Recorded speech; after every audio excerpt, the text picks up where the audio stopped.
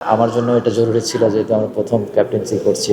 ম্যাচের মাঝখানে রানা ইনজুরি হয়ে যায়, সেইখানে একটু অবশ্যই আমার জন্য একটু চ্যালেঞ্জিং ছিল। অবশ্যই অনেক চ্যালেঞ্জিং ছিল, কারণ লাস্ট দুইটা সিরিজ আমরা ভালো করতে পারিনি।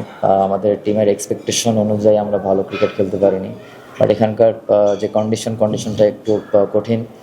বাট এটা কঠিন বলাটা উচিত না, যেহেতু আমরা অ্যাজ এ প্রফেশনাল প্লেয়ার আমাদের এই কন্ডিশন অ্যাডাপ্ট করতে হবে কুইকলি, যেটা টি-20 সিরিজে আমরা অ্যাডাপ্ট করতে পেরেছি। বাট লাস্ট দুইটা সিরিজে আমরা কিছু জায়গায় মিস্টেক করেছি, সিলি মিস্টেকের কারণে ভালো হয়নি। বাট এখানে টি-20 সিরিজে যেটা হয়েছে, আমাদের অনেকগুলো প্লেয়ার ইনজুরি ছিল, হাতে লিমিটেড অপশন ছিল। এই অপশনের ভিতর থেকে আমরা এজ এ টিম একটা ভালো রেজাল্ট করতে পেরেছি আলহামদুলিল্লাহ। এবং আমার দিক থেকে আমার জন্য এটা জরুরি ছিল, যেহেতু আমরা প্রথম ক্যাপ্টেন্সি করছি অ্যাওয়ে কন্ডিশনে, তো আলহামদুলিল্লাহ সোফার ভালো হয়েছে।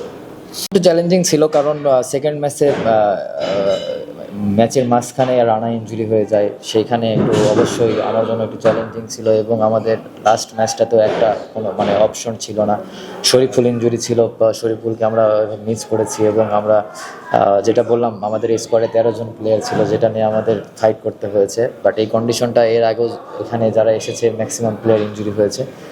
আমাদের এই জায়গাটা একটু নেক্সট টাইম যদি সামনে আসি ইনশাল্লাহ, দেন আমাদের এই জায়গাটা একটু ভালোভাবে টেক কেয়ার করতে হবে। এবং আমি মনে করি যে অবশ্যই বাইরের কন্ডিশনে প্রত্যেকটা কন্ডিশনে চ্যালেঞ্জিং থাকে। এই চ্যালেঞ্জিংটা আমাদের অ্যাজ এ প্রফেশনাল প্লেয়ার হিসেবে এটা খুব ভালোভাবে নিয়ে এবং ভালো একটা প্ল্যান নিয়ে সামনের দিকে আগানো উচিত, এবং ইনশাল্লাহ ভালো কিছু হবে।